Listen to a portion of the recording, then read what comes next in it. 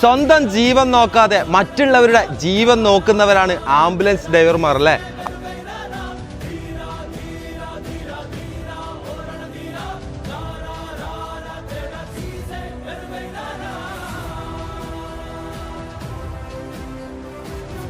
ആ കാണുന്ന CCTVയിൽ കണ്ട ആക്സിഡന്റിന്റെ മുമ്പിലുണ്ടായ ആംബുലൻസ് ഡ്രൈവറാണ് കേട്ടോ ഇത്.